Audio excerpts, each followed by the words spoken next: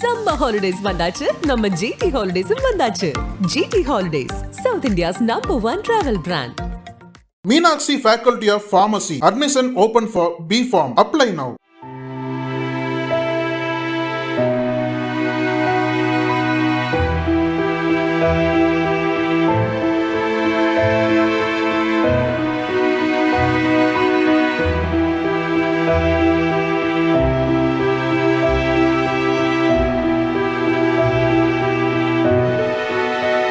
புதுக்கோட்டை மாவட்டம் கீரமங்கலம் அருகே உள்ள கொத்தமங்கலம் கிராமத்தைச் சேர்ந்தவர் 98 வயதான செல்லையா. இவருக்கு 2 மகன்களும் 1 மகளும் உள்ளனர். அனைவருக்கும் திருமணமாகி தனியாக வாழ்ந்து வருகின்றனர். மனைவி பல ஆண்டுகளுக்கு முன்பு இறந்துவிட்ட நிலையில் செல்லையா தாத்தா தனது தோட்டத்தில் ஓலை குடிசை அமைத்து தனியாக வசித்து வந்தார்.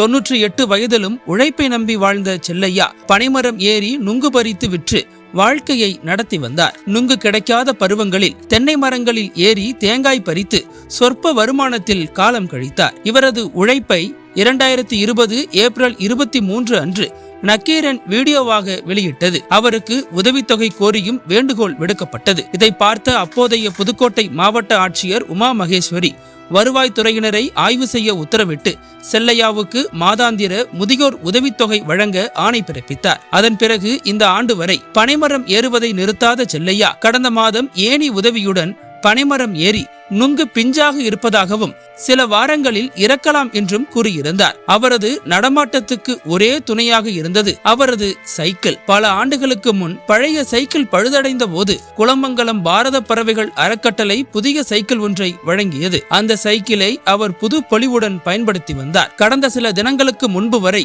நுங்கு இறக்கி சைக்கிளில் கடைவீதிக்கு வந்து விற்பனை செய்த செல்லையா புதன்கிழமை கடைவீதியில் டீ குடித்து விட்டு வீட்டுக்கு புறப்பட சைக்கிளை தேடினார். ஆனால் சைக்கிள் காணவில்லை. தனது உற்ற துணையை இழந்த வேதனையில் கண்ணீருடன் 4 கிலோமீட்டர் நடந்து குடிசைக்கு சென்றவர் வியாழக்கிழமை காலை எழவே இல்லை. சைக்கிள் காணாமல் போன மன உளைச்சலில் அவர் உயிரிழந்தார். பின்னர்தான் தெரிந்தது சைக்கிள் கடைவீதியில் சாலையோரத்தில் கிடந்தது. இது முன்பே தெரிந்திருந்தால் செல்லையா உயிர் பிழைத்திருக்கலாம் என கடைவீதியினர் கண்ணீர் வடிக்கின்றனர். செல்லையாவுக்கு சைக்கிள் வழங்கிய பாரத பறவைகள் அறக்கட்டளையின் வலம்புரிமுத்து கூறுகையில், தாத்தாவின் உழைப்பையும் அவரது மகிழ்ச்சியையும் பார்த்து பழைய சைக்கிளுக்கு பதிலாக புதியது ஒன்றை கொடுத்தோம். கடை வீதியில் பார்க்கும் போதெல்லாம் முகம் மலர சிரித்துக்கொண்டே அழைத்து நுங்கு கொடுப்பார். நாங்கள் சைக்கிள் கொடுத்து 7-8 ஆண்டுகள் ஆனாலும் இப்போது வரை அதை புதிதாகவே வைத்துள்ளார். இன்று கொத்தமங்கலம் போகும்போது கடைவீதியில் தாத்தாவை தேடினேன். ஆனால் அவரை காணவில்லை. எதிர்கடையில் உள்ளவர்கள் நீங்கள் கொடுத்த சைக்கிளை காணவில்லை என்று அழுது கொண்டே வீடு போனவர் மன உளைச்சலிலேயே இறந்துவிட்டார் என்று சொன்னதை கேட்டு கலங்கி போனேன் என்றார் நம்மிடம்.